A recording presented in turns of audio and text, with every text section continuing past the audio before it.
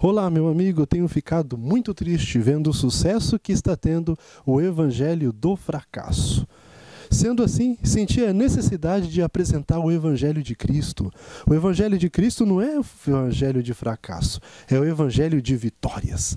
Veja, na sequência desse vídeo, os detalhes relevantes. Os que promovem o Evangelho do fracasso, eles, através de verdades, eles provam mentiras. No decorrer do vídeo, você vai ver como isso é possível. E dessa forma, temos dois grupos errados. O primeiro grupo promove o Evangelho do fracasso. E eles, através de verdades, provam mentiras. O segundo grupo, eles promovem o Evangelho de Cristo, só que eles ficam obstinados em opiniões próprias, achando que é rico e de nada tem falta, e não para considerar muitos assuntos relevantes. E desta forma, eles acabam ignorando algumas verdades. Como tudo isso ocorre? Irei dar um exemplo. Imagina que eu estou em uma viagem e nessa viagem passo uma cidade. E ali eu estou com sede, preciso comprar água. E eu vejo imediatamente um bar. Aí eu paro, desço do carro, vou lá, compro uma água e tem uma sombra ali em frente ao bar, umas cadeiras, eu sento e começo a beber a água ali no bar. Passa um conhecido meu e vê, nossa, o Misael está bebendo, né? 10 horas da manhã está bebendo. E aí ele passa essa notícia de que eu estava bebendo no bar. Essa notícia, ela é verdadeira? É verdadeira. Ele passou no bar e me viu bebendo lá no bar. Só que bebendo o quê? Existe um detalhe, estava bebendo água. Por a pessoa passar a notícia pela metade, pode gerar mal entendido. E isso ocorre em questões espirituais. Aí um amigo meu, ele escuta isso e fala, não, eu conheço o Misael, jamais ele faria uma coisa dessa, jamais ele iria beber em um bar. Então temos os dois grupos, os que passam a notícia pela metade e os que ignoram a verdade por ignorância, por estupidez. E nós devemos pedir a Deus que não seja esse o nosso caso. Nem os que estão desviando pela direita, nem os que estão desviando para a esquerda. Hoje temos dois grupos errados. O primeiro grupo, me acompanhe. Os que acreditam que pecado é só atitude ou ações. Este grupo acha que orgulho e egoísmo são traços de caráter que encontrava em Cristo e que Cristo só não cedeu a esses sentimentos. Esse é um grupo da direita. O grupo da esquerda, eles acreditam que pecado é condição. Imagina. Esse grupo acredita que natureza decaída é pecado. Desta forma, eles rejeitam uma definição de pecado dado na Bíblia e no espírito de profecia. Contrapartida, esse grupo rejeita Ellen White na prática. Na teoria pode falar, olha, eu aceito o espírito de profecia, nós aceitamos, tá? Mas na prática não, porque lá está de forma clara e fica usando o texto de Ellen White de forma errada. A Ellen White, ela menciona em um de seus escritos que muitas pessoas pegam o que ela diz e colocam em molduras falsas. Usa o que ela diz para provar o que ela não diz. Justamente o que aconteceu no exemplo anterior. Falam meias verdades, pegam as palavras dela e encaixam dando outro sentido, outro assunto. Ellen White é clara em afirmar que Cristo, quando veio a essa terra, assumiu a natureza decaída, idêntica à nossa. Uma criança, quando nasce, ela nasce com uma natureza pecaminosa. Cristo também nasceu com uma natureza pecaminosa. E ela nasce, geralmente, na maioria absoluta dos casos, ela nasce com mácula, mancha do pecado. Cristo não tinha mácula quando nasceu, nenhuma mancha do pecado. Nós vemos isso em 1 Pedro 1,19, mas me acompanhe. Mas com o precioso sangue de Cristo, como de um cordeiro imaculado e incontaminado. Na Bíblia nós vemos isso de forma clara, que Cristo não possuía nenhuma mácula, nenhuma mancha em seu caráter. O orgulho é um sentimento. O orgulho é pecado, esse sentimento? O egoísmo é pecado, esse sentimento? Vamos ver o que está escrito em Caminho a Cristo, página 21, primeiro parágrafo. O julgamento do homem é parcial e imperfeito, mas Deus vê todas as coisas como realmente são. Desprezamos o alcoólatra e dizemos-lhe que seu vício vai excluí-lo do céu, enquanto o orgulho e o egoísmo e a cobiça geralmente não são condenados. Mas esses pecados, orgulho, egoísmo, cobiça, isso não é atitude, isso é sentimentos. Esses sentimentos, que são pecados, são especialmente ofensivos diante de Deus, pois contraria a benevolência do seu caráter e o amor desinteressado que compõe a própria atmosfera do universo, onde o pecado não entrou. Aquele que comete um pecado grave pode se sentir envergonhado e necessitado da graça de Cristo. O orgulhoso, porém, não sente essa necessidade. Por isso, fecha o coração para Cristo e as bênçãos infinitas que Ele veio conceder. Então, o orgulho é um pecado mais perigoso do que o alcoolismo, por exemplo. Por quê? Porque a pessoa acha que ela está em dias com Deus. Rico sou e de nada tenho falta. Graças, Senhor, não sou como esses miseráveis. Então, isso é terrível. Nós devemos sondar o nosso coração, porque o nosso coração é enganoso. Precisamos do poder de Cristo, do Espírito Santo, nos guiando. Eu acredito que toda mancha do pecado, toda mácula, Deus tem o poder de remover ela do meu caráter, do nosso caráter. Eu acredito no poder de Deus. Quando nós estamos conectados à videira e passamos a ser participantes da natureza divina, escapando da corrupção que há no mundo. Veja os parâmetros. O primeiro parâmetro está em 1 Pedro 1 e 4. Pelas quais Ele nos tem dado grandíssimas e preciosas promessas, para que por elas fiqueis participantes da natureza divina, havendo escapado da corrupção que pela concupiscência há no mundo. Cristo, Ele nos torna participantes da natureza divina. Ele remove de nós toda a mácula. Nós escapamos pela corrupção que pela concupiscência há no mundo. E Deus remove isso de nós. Vemos aí também em Fé pela qual eu vivo, página 259, quinto parágrafo. O cuidado e a afeição para com crianças dependentes remove a rusticidade de nossa natureza, faz-nos ternos e compassivos e influi no desenvolvimento dos elementos nobres de nosso caráter. Então remove a hostilidade de nossa natureza. Não transforma uma natureza pecaminosa em uma natureza santa. Não. Essa ideia é errada. Não transforma uma natureza pecaminosa em uma natureza santa. Isso ocorrerá só por ocasião da segunda vida de Cristo. Mas remove a hostilidade de nossa natureza. É o que? Os traços de caráter, a mancha do pecado.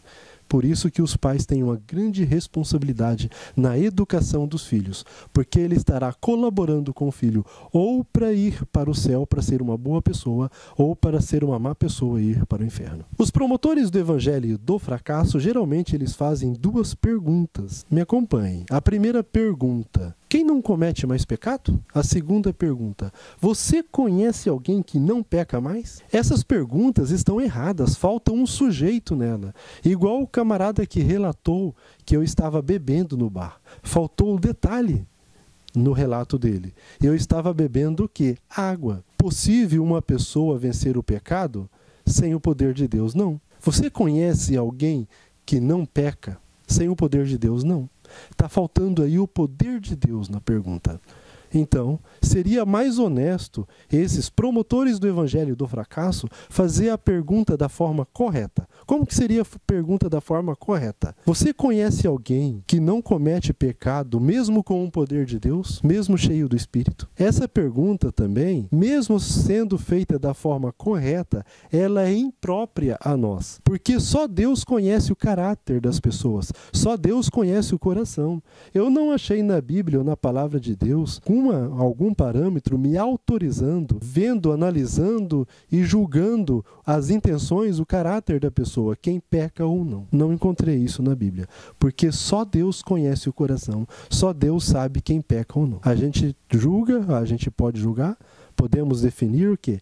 Atitudes, mas o coração não. Só Deus conhece o trigo e o joio, a diferença do trigo e o joio. Ambos são iguais, ambos são obedientes a Deus. Não tem o amor de Cristo e o outro tem. E quem conhece quem não tem o amor de Cristo? Só Deus conhece. Só Deus sabe identificar quem é joio e quem é trigo. Também deve os dois crescer juntos, ao arrancar o joio prejudicar o trigo. Muitas vezes, muitas pessoas, muitos de nós, ainda somos joios. Temos caráter mau. Precisamos o quê? De uma transformação. Eu acredito que Cristo transforma o joio em trigo. Então, por isso que existe a Igreja de Deus. Por isso que nós estamos promovendo o Evangelho da vitória, as boas novas de Cristo. Cristo tem poder em transformar. Você se considera um pecador?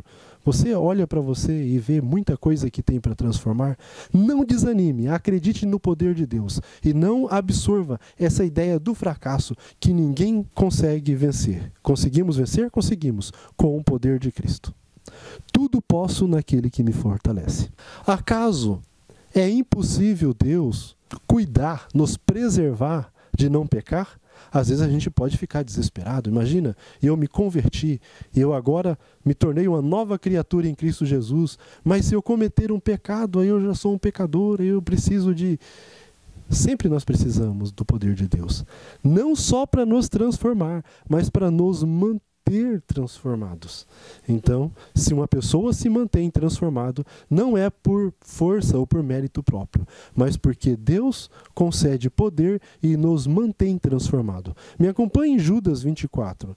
Ora, aquele que é poderoso para vos guardar de tropeçar e apresentar-vos irrepreensíveis com alegria perante a sua glória.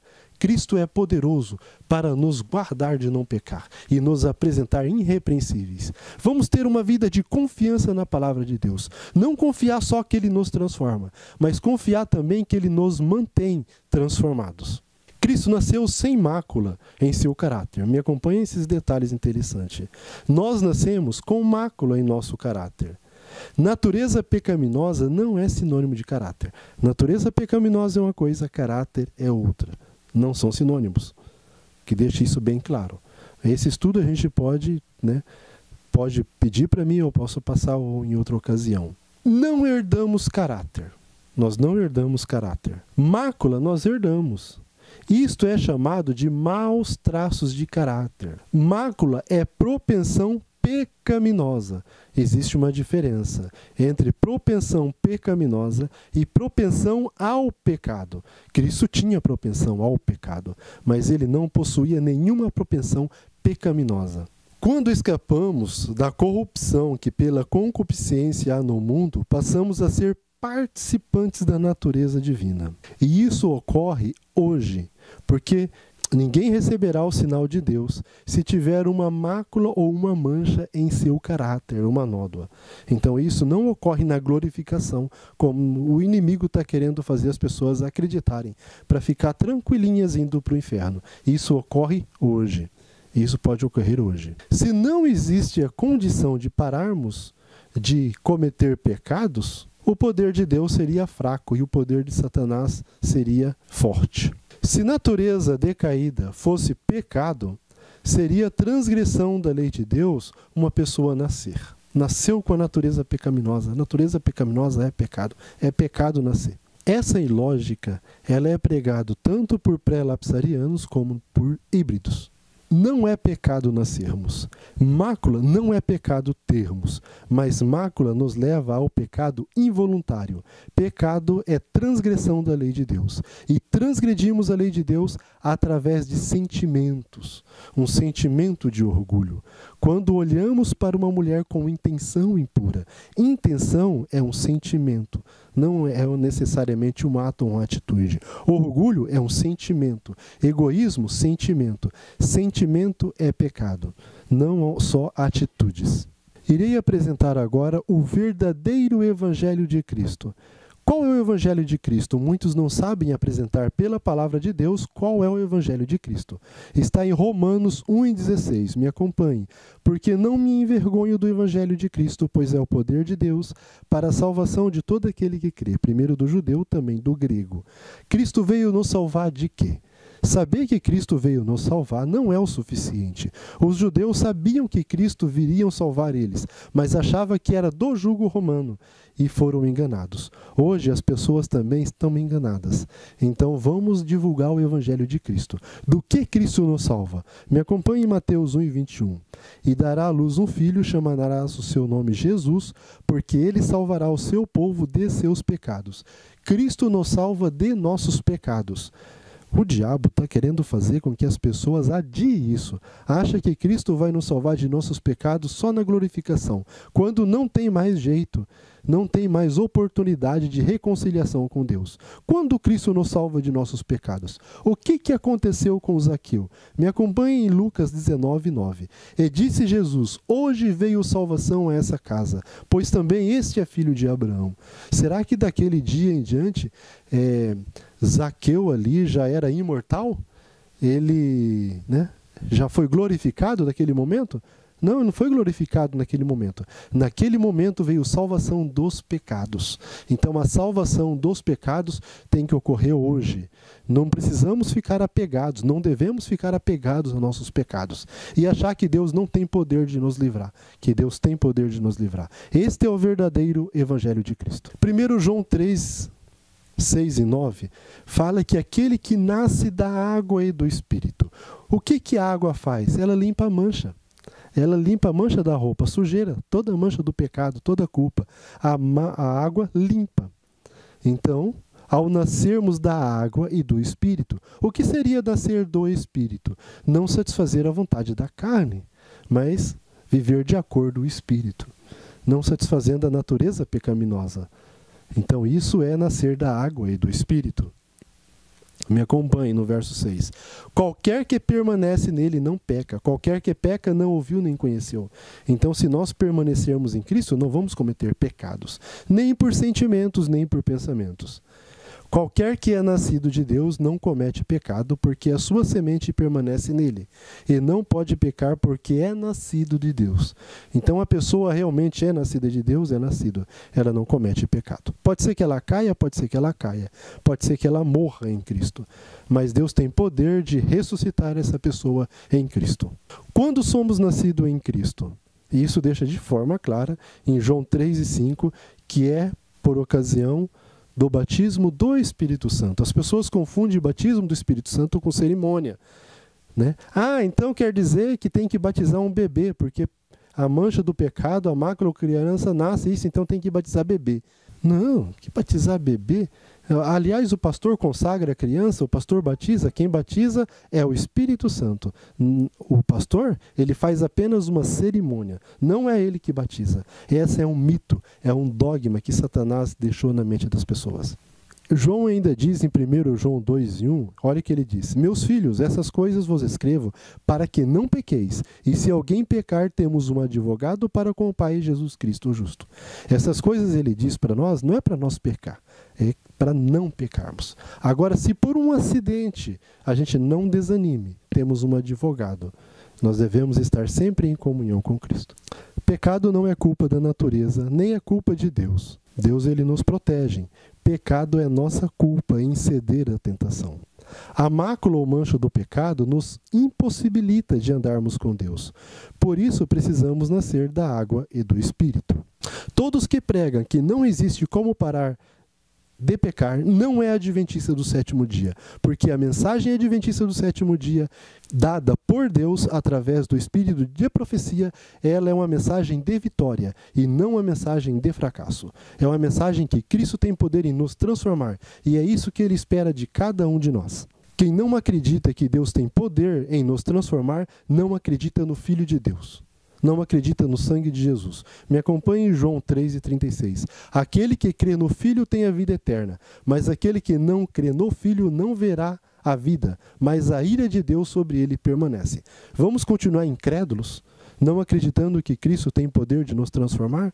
Se nós continuarmos assim, vamos vir a ira de Deus. Essa mensagem é uma mensagem de amor para você. Não continuar acreditando em conto de fada. As pessoas estão transformando a religião em um conto de fada, em uma em realidade, em uma fantasia. Não, é real. Cristo tem poder de nos transformar. Aceite o Evangelho de Cristo, que ele nos livra do domínio do pecado. Obrigado pela atenção e até o nosso próximo encontro.